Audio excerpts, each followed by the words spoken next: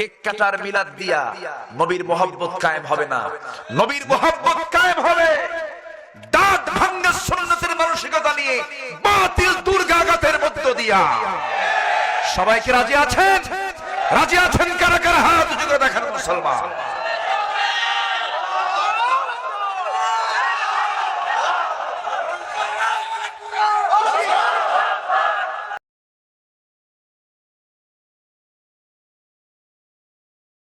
প্রথমে আনুষ্ঠানিকতার মধ্য দিয়ে আমার পক্ষ থেকে আবারও দিল খোলা সালাম, আসসালামু আলাইকুম ওয়া রাহমাতুল্লাহি তাআলা ওয়া বারাকাতুহু।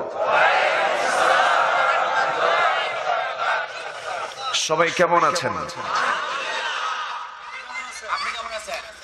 আমাকে প্রশ্ন করেছেন, আল্লাহ পাক আমাকে অনেক ভালো রেখেছেন। বলি আলহামদুলিল্লাহ, কারণ দেখার জন্য দিয়েছেন দুটি চোখ। কে দিয়েছেন? শোনার জন্য দিয়েছেন দুটি কান। কে দিলেন? কাজের জন্য দুটো হাত দিয়েছেন। কে দিলেন? দুটো পা দিয়েছেন চলাফেরা করার জন্য। কে দিয়েছেন? স্বাদ আস্বাদনের জন্য সুন্দর একটি গোশতের টুকরা জিহ্বা দিয়েছেন। কে দিলেন? তাহলে ভালো তো বলতেই হবে। বলি আলহামদুলিল্লাহ। সম্মানিত ভাইয়েরা, উঠতে একটু দেরি হয়ে গেছে। উঠতাম 9টার দিকে, কিন্তু কেমনে কেমনে যেন 10টা হয়ে গেল। আসলে সবকিছু কাজ সুসময় হলে ভালো হয়, টাইমলি হলে ভালো হয়। আগামী থেকে এটা আমরা আরো টাইমের মানে সময় সম্পর্কে আমরা একটু অ্যালার্ট হব, সতর্ক সচেতনতা আনবো। জোরে বলি ইনশাআল্লাহ।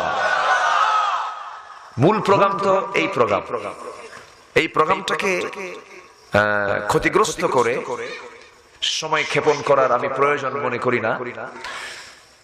সম্মানিত ভাইয়েরা, তবে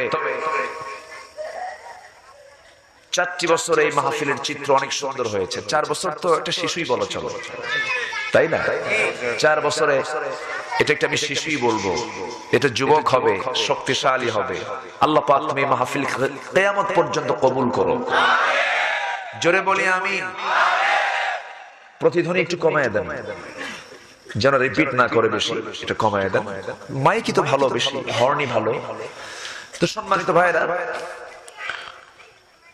আমরা আসতে পেরেছি এমন একটি জান্নাতের টুকরায়। আসার তৌফিক কে দিয়েছেন? আমরা বলছি আলহামদুলিল্লাহ। সবাই বলছি আল্লাহুম্মা ইন্নী আসআলুকা আল হুদা ওয়াত তুকা ওয়াল আফাফা ওয়াল গিনা।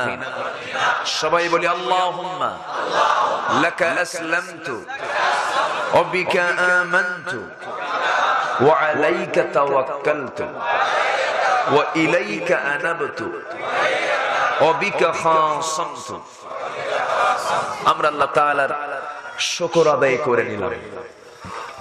সম্মানিত হাজিরিন, আমি আলোচনার প্রথমেই দুটি আয়াত কারিমা তেলাওয়াত করেছি। এই দুটি আয়াতকে সামনে রেখে কিছু কথা বলবো। আল্লাহ পাক সবাইকে ইখলাসের সাথে শোনার এবং আমাকেও বলার তৌফিক দান করুন। আমরা মূলত ওয়াজ শুনতে এসেছি কোন ব্যক্তি না, আল্লাহ। ওয়াজ মূলত কার? ইয়াইদুকুম লাআল্লাকুম তাযাক্কারুন। ওয়াজ মূলত আল্লাহ করেন, আমরা শুধু এটা ডেলিভারি দিই। আমাদের মুখ থেকে এটা বের হয়। কোরআনটা কার কথা? আল্লাহর কথা। তো আমি যেখান থেকে তেলাওয়াত করেছি সেই সূরাটার নাম হলো সূরাতুন নিসা। সূরাতুন নিসা। নিসা মানে হচ্ছে নারী সমাজ। নিসা মানে কি? নারী। ইমরাতুনের বহুবচন হচ্ছে নিসা। নারী সমাজকে আল্লাহ রাব্বুল আলামিন সম্মান জানিয়ে তাদের নামে একটা সূরা নাযিল করলেন। এর অপোজিটে, বিপরীতে রিজাল। রিজাল নামে, পুরুষ নামে কোন সূরা কোরআন শরীফে নাই। তাহলে আমরা বাদ পড়ে গেছি, আমরা ফাঁকা পড়ে গেছি। মেয়েদের নামে, নারী জাতির নামে আল্লাহ পাক সূরা নাযিল করেছেন, কিন্তু পুরুষ জাতির নামে, পুরুষ নামে, রিজাল নামে কোন সূরা কিন্তু কোরআন শরীফে নাই। কিন্তু পুরুষের নামে সূরা আছে, আবার মহিলার নামে সূরা আছে। মারিয়াম আছে না নাই? আছে। ইব্রাহিম, ইউসুফ, মুহাম্মদ, নূহ, এই সমস্ত সূরা কে দিয়েছেন? আল্লাহ দিয়েছেন। সম্মানিত ভাইয়েরা, সূরাতুন নিসা থেকে আমি কথা বলেছি। এখানে এই সূরার ভিতরে পৃথিবীর সবচেয়ে শ্রেষ্ঠ একটি জটিল বিষয় সামাজিক জীবনের জন্য, পারিবারিক জীবনের জন্য ফারায়েজ, অংশ বন্টন নীতি, আল্লাহ পাক এই সূরার 8 থেকে 13, 14 এই আয়াতগুলোতে আল্লাহ পাক সুন্দর করে উপস্থাপন করেছেন। সুবহানাল্লাহ। এবং এই সুষম বন্টন ফারায়েজকে ফলো করে অনেক পশ্চিমা বিশ্বের বহু আইনজীবী কালেমা পড়ে মুসলমান হয়ে গেছে। আমেরিকা একবার তাদের দেশে আইন রচনা করলো, এই ফারায়েজের আইন, অংশ বন্টনে। করলো কি? বাবা মারা গেলে শুধু বড় ছেলের সম্পত্তি পাবে, আর কেউ পাবে না। 2 বছরের মাথায় দেখা গেল কোন বাবার বড় সন্তান আর বেঁচে থাকে না, সব মরে যায়। কি কথা কি বুঝতেছেন? পৃথিবীর কোন তৈরি করা আইন দিয়ে মানুষ শান্তি পাবে না। আমি তো মনে করি কোরআনে কারীমের এই যে ফারায়েজ যেটা আছে, সুষম যে বন্টন নীতি, সম্পত্তি বন্টন নীতি যে আল্লাহ পাক দিয়েছেন, এত শর্ট করে একটা পৃষ্ঠার ভিতরে এত বিশাল একটি জটিলতার অবসান করেছেন। এটাই প্রমাণ করে কোরআন হচ্ছে আল্লাহর পক্ষ থেকে নাজিল হওয়া একটি কিতাব। জোরে বলি সুবহানাল্লাহ।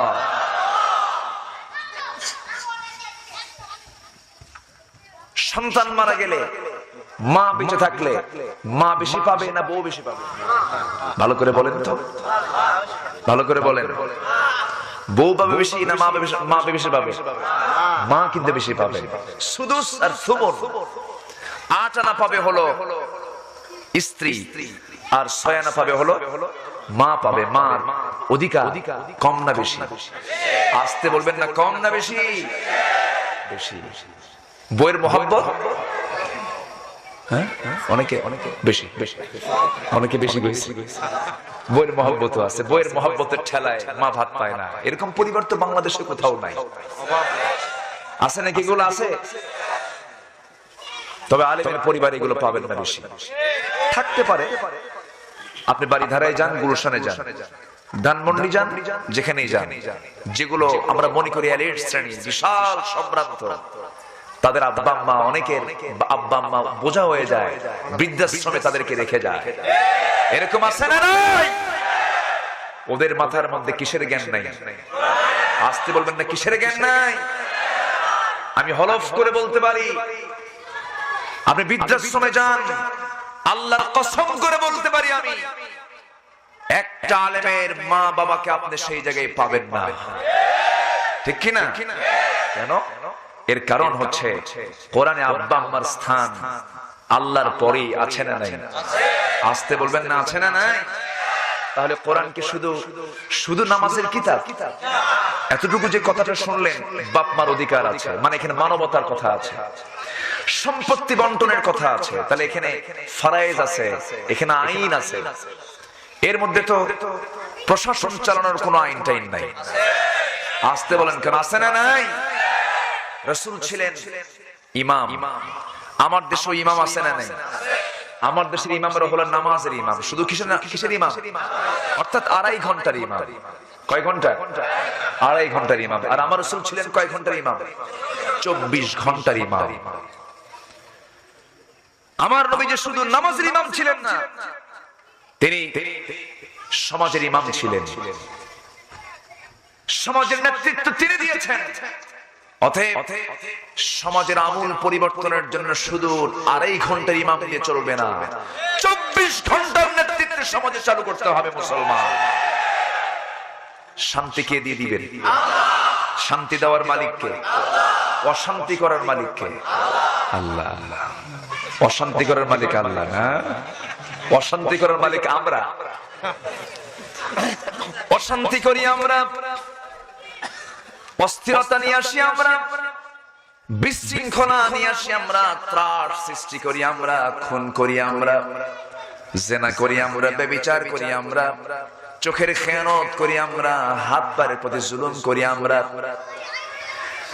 লিভার দিয়েছেন, হার্ট দিয়েছেন আল্লাহ, এটাকে সুরক্ষা করো, পানি পান করো, মধু পান করো, সকালবেলা কালো জিরা খাও, সুন্দর সুন্দর ওষুধ দিয়ে দিয়েছেন। কিন্তু আমার চোখে পড়া কত মানুষ আপনিও দেখেন, আমিও দেখি, সকালবেলা ঘুম থেকে উঠেই শীত, তার আবার জন্য বীর একখান টান মারে, আছে না নাই?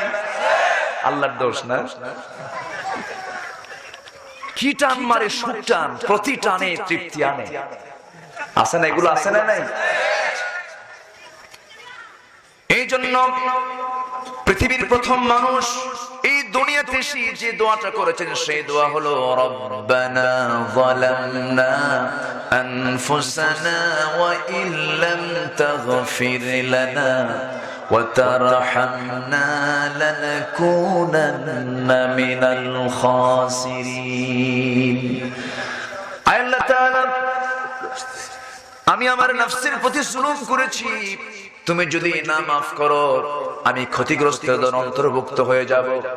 আল্লাহ মেহেরবানি করে মাফ করে দাও। নফসের উপরে আমাদের জুলুম আছে না নাই? আসতে বলবেন না, আছে না নাই? নফসের প্রতি জুলুম করা যাবে না। এই যে নফস আল্লাহ রাব্বুল আলামিন দিয়েছেন, নফস তো খারাপ কিছু চায়, নফস তো খারাপ দিকে দৌড়াতে চায়। নফস হলো তিন প্রকার। কয় প্রকার? নফস আম্মারা, লাওয়ামা, মুতমাইন্না। আল্লাহ দেখতে চান না আম্মার, আল্লাহ দেখতে চান না লাওয়ামা, আল্লাহ দেখতে চান মুতমাইন্না, প্রশান্ত আত্মা। এই প্রশান্ত আত্মার বৈশিষ্ট্য হলো যে নফসের ভিতরে খারাপ কাজ করার কোনো প্রবণতা জাগবে না, ইচ্ছা জাগবে না, শুধু ভালো কাজ করার জন্য পেরেশান হয়ে যাবে।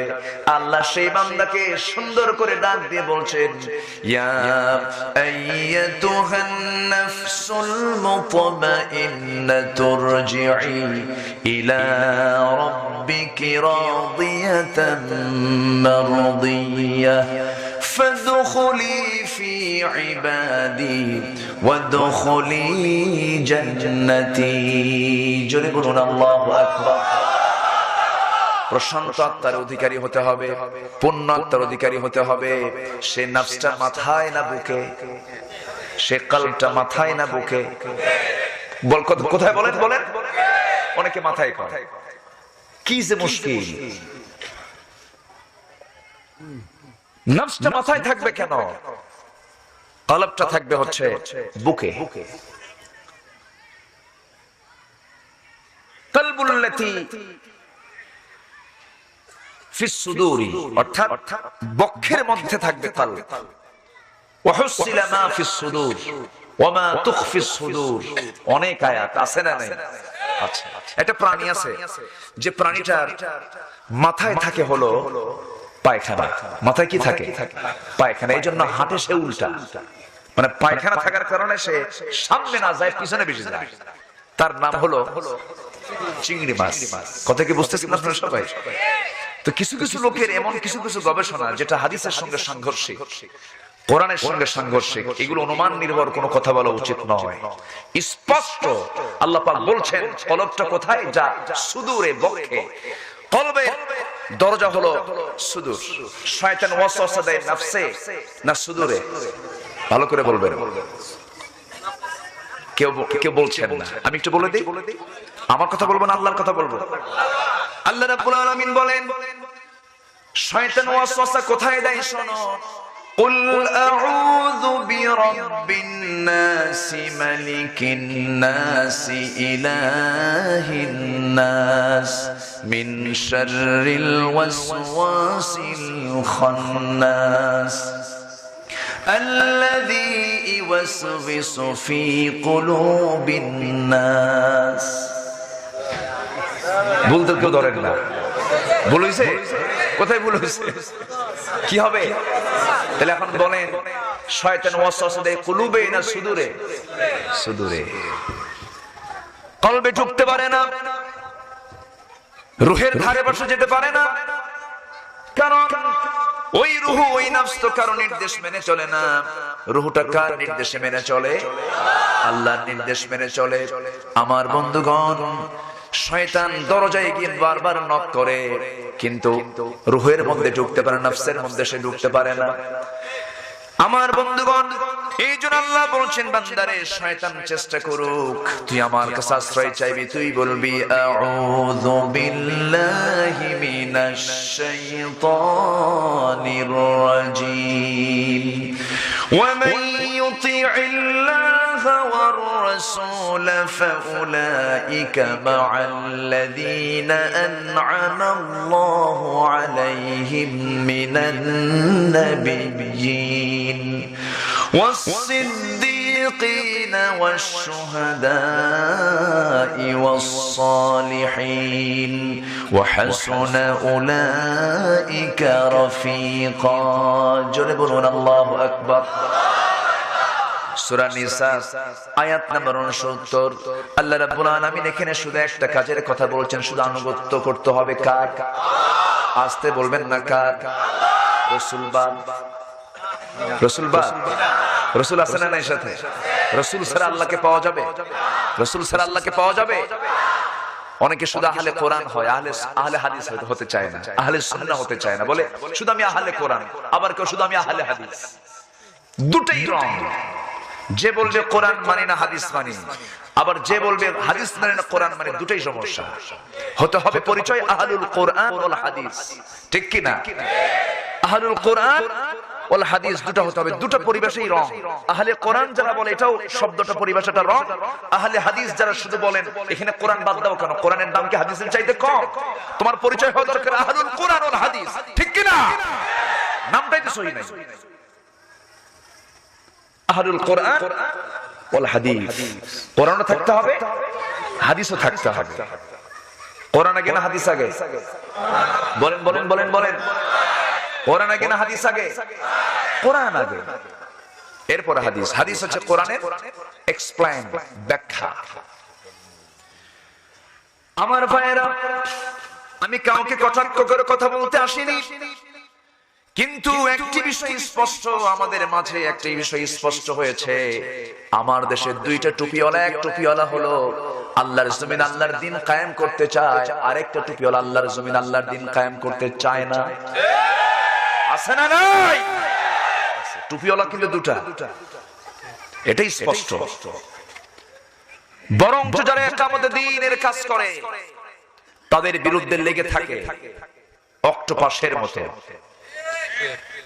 তাদের বিরুদ্ধে ষড়যন্ত্র করে তাদের শেকড়কে মূলোৎপাটনের চেষ্টা চালায় শেকড় মূলোৎপাটন হবে না এই দেশের শেকড়ে শেকড়ে ইসলাম পৌঁছে গেছে ইকামতে দ্বীন পৌঁছে গেছে কেউ পারবে না সাহায্যকারী কে আসতে বললেন না সাহায্যকারী কে আল্লাহ পাক শুধু শর্ত হলো আনুগত্য থাকতে হবে দুজনের আল্লাহ এবং রাসূল কাউকে বাদ দেওয়া যাবে আমার ভাইয়েরা কিন্তু আনুগত্যটা কেমন এই আনুগত্যের ধরনটা কি আনুগত্যের ভাবটা কেমন করে প্রকাশ করতে হবে অনেকে ভালোবাসেন রাসূলকে এত ভালোবাসেন 50 মণ কেক কাটেন আছে না এটাও তো ভালোবাসা কিন্তু কেক কাটার যে প্রচলন এটা মুসলমানদের না খ্রিস্টানদের বলেন বলেন বলেন বলেন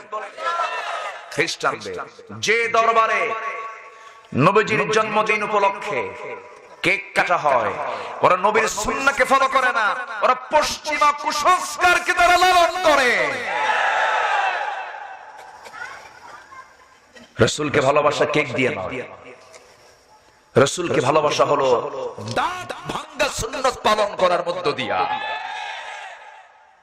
কষ্ট হচ্ছে একটু হাসি তামাশা কম আমার দেশে তো অনেক আলোচক আছে হাসতে হাসতে মানুষের পেট ব্যথা করে ফেলে আছে না হাসতে হাসতে আলোচনা করতে করতে লাফ মেরে চেয়ারে ওঠে আছে না আবার টেবিলে ওঠে আমার তো মনে হয় তাদের মধ্যে বান্দরের বীজ ঢুকান আছে এগুলো উচিত না ভাইরাল হওয়ার জন্য জনপ্রিয় হওয়ার জন্য কথা বলা দরকার নেই কথা বলতে হবে কার খুশির জন্য আল্লাহর খুশির জন্য একজন তো আছে তেহারি নাকি নাম তেহারি আমি তো মনে করি যে কি মানসিক প্রতিবন্ধী নাকি আল্লাহ জানে কখন কি কয় সে নিজেও বোঝে না আবার বলে কয় ভুলই হয়ে গেছে আমার আছে না নাম শুনলে মানুষ সম্মান শ্রদ্ধার ভাব নিয়ে তাকে সম্মান করবে আর তার নাম শুনলে অবাল বৃদ্ধ বনিতা সবাই হাসে এটা কেমন কথা আপনার নাম শুনলে মানুষ হাসবে কেন হেও করবে কেন কয় আমি যা কই তাই ভাইরাল। চা খাবেন, এটি কোনো কথা? মানুষ না কাউ, আল্লাহ ভালো জানে, ঠিক কিনা? বুঝি না। সম্মানিত ভাইয়েরা, আজকে এই মাহফিল একদিন দুদিন না, আমি তো ছোট মানুষ, তাও তো 19 বছর হয়ে গেল, 19-20 বছর প্রায় হয়ে গেল এই ময়দানে কাজ করছি। চেষ্টা করি সামনে রেখে কথা বলা, কোরআন এবং হাদিসকে, এবং সাক্ষী রাখি কাকে? কাকে সাক্ষী রেখে কথা বলতে হবে? একটা বাজে কথা বললে জিহ্বা কেটে ফেলবেন কে? কে আছেন? আল্লাহ আছেন। চিন্তা ভাবনা করে বলা উচিত। তারে নারে বান্দরে কলা খাইছে, শেষ 2 ঘন্টা এমন টান মারে, চোখ বন্ধ করে আধা ঘন্টা টানে, জনগণ কেন্দ্রে কুন্দে শেষ, আলোচনার কোনো বিষয় নেই। আছে না নাই? এগুলো করা যাবে না। আজকে আমার সাবজেক্ট হচ্ছে আমার আনুগত্য কার করব? রাসূলকে বাদ দিয়ে রাসূলকে মানতে হবে। এবং শুধু রাসূলকে, আল্লাহকে মানলে হবে না, আমাদের মধ্যেও যারা আমির আছেন, নেতা আছেন, তাদের আনুগত্য দরকার আছে না নাই? আচ্ছা, এরকম আয়াত নাই? আচ্ছা, আল্লাহ রাব্বুল আলামিন এই সূরার ভিতরে আরেক জায়গায় বলছেন, ইয়া আইয়ুহাল্লাযীনা আমানু আতিউল্লাহা ওয়া আতিউর রাসূলা ওয়া উলিল আমরি মিনকুম ফাইন তানাযা'তুম ফি শাইইন ফারুদ্দুহু ইলাল্লাহি ওয়ার রাসূল ইন কুনতুম তু'মিনুনা বিল্লাহি ওয়াল ইয়াউমিল আখির যালিকা খায়রুন ওয়া আহসানু তা'যীলা। জোরে বলুন আল্লাহু আকবার। তোমরা আল্লাহর আনুগত্য করো, নবীর আনুগত্য করো, এবং তোমাদের মধ্যে যারা নেতা, তোমাদের মধ্যে যারা আমির, তাদের তোমরা আনুগত্য করো। সে আমিরটা হতে হবে দাড়ি ছাড়া না দাড়িওয়ালা, সে আমিরটা হতে হবে নামাজি না বেনামাজি, সেই নেতাটা হতে হবে ইসলামী দল না ইসলামী দল, সেই নেতাটা হতে হবে দুনিয়ার কোন দলের নেতা না আল্লাহর দলের নেতা। আসতে বলবেন না কার দলের নেতা? আজকে আমার দেশের অধিকাংশ কর্মীরা আল্লাহর দলে না জনগণের দলে? আল্লাহর দলে না মানুষের দলে? দল দুইটা, একটা হলো আল্লাহর দল, একটা কার দল? মানুষের দল। কার দল? মানুষের দল করা যাবে না, কোন ব্যক্তির দল করা যাবে না, কোন ব্যক্তি আমার আদর্শ হবেন না, আমার আদর্শ হবেন একজন মুহাম্মদ সাল্লাল্লাহু আলাইহি ওয়াসাল্লাম। লাকাদ কানা লাকুম ফি রাসূলিল্লাহি উসওয়াতুন হাসানাহ। জোরে বলুন আল্লাহু আকবার। তোমাদের জন্য উত্তম আদর্শের বাস্তব নমুনা অন্য কেউ নন, তিনি হচ্ছেন নবিয়ুনা মুহাম্মদুর রাসূলুল্লাহ সাল্লাল্লাহু আলাইহি ওয়াসাল্লাম। রাসূল ছাড়া কেউ আমার মডেল হবে না। দুঃখ লাগে, আমার দেশে কিছু কিছু লোক আছে বলে আমার প্রেরণা হলো রবি ঠাকুর, আছে না? অনেক মুসলমান আছে এরকম প্রাউড করে বলে আমার চেতনা হলো শরৎচন্দ্র চট্টোপাধ্যায়, বঙ্কিমচন্দ্র আমার কবি সাহিত্যের গুরু, আমি তাকে খুব ভালোবাসি। এরকম আছে না? আছে না? মুসলমানের প্রেরণা হবে একজন, তিনি হচ্ছেন মুহাম্মদুর রাসূলুল্লাহ সাল্লাল্লাহু আলাইহি ওয়াসাল্লাম। আফসোস লাগে আমার কাছে মাঝে মাঝে কিছু কিছু লোকের অবস্থা দেখে। এক শয়তান বলল কয়েকদিন আগে, বাদর নাকি ভুল কইছে, বাদল, এই বাদল বলেছিল হাইকোর্টের চত্বরে একটি খ্রিস্টান কি যেন দেবী, গ্রিক দেবী স্থাপনের জন্য আলেমরা আন্দোলন করেছিলেন, না এই গ্রিক দেবী আমরা এখানে রাখতে দেব না। আন্দোলন সফল হয়ে গেল। সেই সময় এই বেচারি বলেছিল যে যারা এই গ্রিক দেবীর বিরুদ্ধে কথা বলে, যে সমস্ত লোকেরা, এই সমস্ত আলেমরা হলো কুত্তার বাচ্চা। এর চেয়ে জঘন্য গালি আর থাকতে পারে? মানুষ কি কুকুরের বাচ্চা হতে পারে? এই সমস্ত গালি যাদের মুখ থেকে বের হয়, তারা পার্লামেন্টের চেয়ারে বসে পার্লামেন্টকে নাপাক বানিয়ে দিয়েছে, ঠিক কিনা? পার্লামেন্টের পবিত্র অঙ্গনকে তারা কলঙ্কিত করেছে। জানাজায় কোন বাংলাদেশি কোন আলেম নামাজ পড়ায় নাই, বাংলাদেশের কোন ইমাম নামাজের নেতৃত্ব দেয় নাই। পাকিস্তান থেকে আনছে, যে পাকিস্তানের বিরুদ্ধে সারা জীবন বাদল কথা কইছে, ওই পাকিস্তানের লোকেও জানাজা পড়াইছে। যা, ঠিক কি না? কষ্ট হচ্ছে? আলোচনা চালাবো। আমরা আনুগত্য কোন ব্যক্তির করব না, আনুগত্য করব আল্লাহ এবং তার রাসূল মুহাম্মদ সাল্লাল্লাহু। যদি আনুগত্য এমনটা হয়ে যায় তাহলে কি হবে? আল্লামা ইকবাল, যদিও তিনি উর্দু ভাষার কবি ছিলেন, জাতীয় কবি ছিলেন, ডক্টর আল্লামা ইকবাল তিনি তার ফার্সি ভাষায় তিনি বলেছেন, ইরানের পারস্যের সাহিত্যকে নিয়ে এসে তিনি সুন্দর করে ফার্সি ভাষায় বলছেন, বেমুস্তাফা বরসানে খাহিশ রাকে দিন হামিনাস अगर बेवाने रसीदे तमाम बुलहबियस। তোমার আদর্শ যদি নবীর আদর্শের সঙ্গে যদি মিলে যায় তাহলে তোমার জন্য এটা হবে সঠিক দিন। আর যদি তোমার আদর্শ যদি নবীর আদর্শের পরিপন্থী হয়ে যায়, তোমার সমস্ত আমলগুলো জেনে রাখবে আবু লাহাবের হয়ে গেছে। এই জন্য আদর্শিক চেতনা লালন করতে হবে একজনের সাথে, তিনি হচ্ছেন মুহাম্মদুর রাসূলুল্লাহ। জন্ম নিয়েছেন তিনি কোন মাসে? মৃত্যুবরণ তিনি করেছেন কোন মাসে? এবং যে বারে জন্ম হয়েছে সে বারের নাম কি? বলেন, সে বারের নাম কি? সোমবারে রোজা রাখা কি? বলুন বলুন। সুন্নাত, রাসূল সোমবারে রোজা রাখতেন। বলা হলো, হে রাসূল আপনি সোমবারে রোজা রাখেন কেন? উলিদতু ফীহি, আমি ওই দিন জন্ম নিয়েছি, এজন্য আল্লাহকে খুশি করার জন্য ওই দিন আমি রোজা রাখি। জন্ম রাসূলকে যদি ভালোবাসেন, তার জন্মকে যদি আপনি রেসপেক্ট করেন, তাহলে আপনি ওই দিন রোজা রাখেন। কেক কাটবেন কেন? কেক কাটার বিধান কোন সাহাবীরা করেছেন? আস্তে করেছেন? করেন। রাসূলের এই জন্মের মাসে আমার নবী যেখানে শুয়ে আছেন, মদিনা মুনাওয়ারায় শুয়ে আছেন, আমি অসংখ্যবার গিয়েছি। এই রোজার মাসেও তো আপনি সেখানে একটা ফুলও পাবেন না। তার কবরে কোনো ফুল নাই। ফুল আছে? ফুল নাই। সেখানে কোনো দাঁড়ানো নাই, শুধু যাবে সালাম দিয়ে চলে যাবে। কেউ দাঁড়াবে, হাত তুলবে, মারবে বাড়ি। ঠিক কি না? কোন শিরকের গন্ধ নাই সেখানে, কোনো ফুল দেওয়া নাই, কোনো মিষ্টি বিতরণ নেই, কিচ্ছু নাই। আর রাসূলের জন্মদিন, রাসূলের জন্মের মাসে ফুলের মালা প্রায় টন খানেক জমা হয় কিছু ভণ্ড লোকের গায়ে। আছে না নাই? জশ্নে জুলুস, এরপরে কেক কাটার মিলাদ দিয়া নবীর মোহাব্বত কায়েম হবে না। নবীর মোহাব্বত কায়েম হবে দাঁত ভাঙা সুন্নতের মানসিকতা নিয়ে, বাতিল দুর্গাঘাতের মধ্য দিয়া। সবাইকে রাজি আছেন? রাজি আছেন কারা কারা? হাত উঁচু করে দেখান মুসলমান।